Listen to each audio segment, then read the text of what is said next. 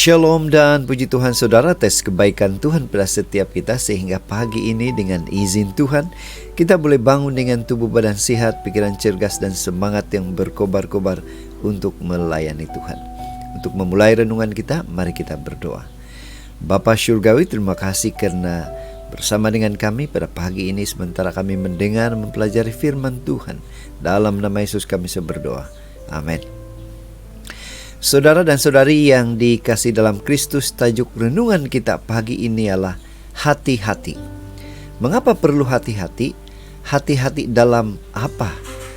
Saudara, firman Tuhan di dalam Efesus 5 ayat 16 katakan, dan pergunakanlah waktu yang ada, karena hari-hari ini adalah jahat. Saudara, bacaan hari ini saya ambil di dalam buku Efesus 5 ayat 1 hingga 21. Ini merupakan salah satu kandungan surat Paulus kepada jemaat di Efesus. Untuk apa? Untuk hidup sebagai anak-anak terang.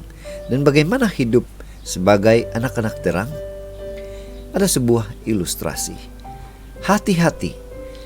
Kata ini tentu tidak asing buat kita semua. Sadar atau tidak, kita sering mendengarnya. Kita sering mengucapkannya.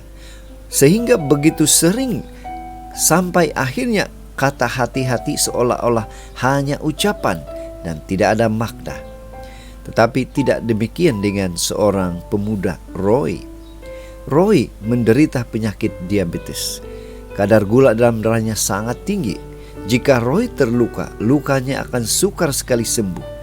Itulah sebabnya dalam menjalani aktiviti sehari-harian, Roy selalu bersikap hati-hati. Dia tidak mau terluka. Baginya hati-hati bukan hanya ucapan, tetapi begitu penting di dalam hidupnya. Saudara, mari kita perhatikan bacaan kita hari ini. Sikap hati-hati bukan sekadar bagaimana memegang pisau yang tajam tambah melukai diri sendiri. Sikap hati-hati juga bukan sekadar bagaimana memandu kereta tanpa kemalangan. Perhatikan saudara, karena sikap hati-hati adalah tentang memperhatikan dengan saksama bagaimana kita hidup. Ayat 16 yang menjadi pertanyaan untuk kita ialah, sudahkah kita menjalani hidup seperti orang yang bijaksana, seperti orang yang arif, menggunakan waktu yang ada dengan baik? Jangan-jangan kita menjalani hidup seperti orang bebal. Jangan-jangan kita masih menggunakan waktu yang ada dengan sembarangan. Saudara, inilah yang harus kita tanyakan kepada diri kita. Bagaimana dengan kita? Bagaimana kita menggunakan waktu yang ada?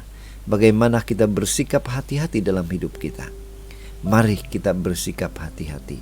Mari kita memperhatikan dengan saksama bagaimana kita hidup di dunia ini. Saat kita berpikir, saat kita berucap atau mengucapkan atau berkata-kata, saat kita bersikap, saat kita bekerja, bukan sekadar supaya kita tidak terluka atau supaya orang di sekitar kita tidak terluka, namun karena sebuah kesadaran daripada firman Tuhan. Kiranya kita dijauhkan dari segala masalah.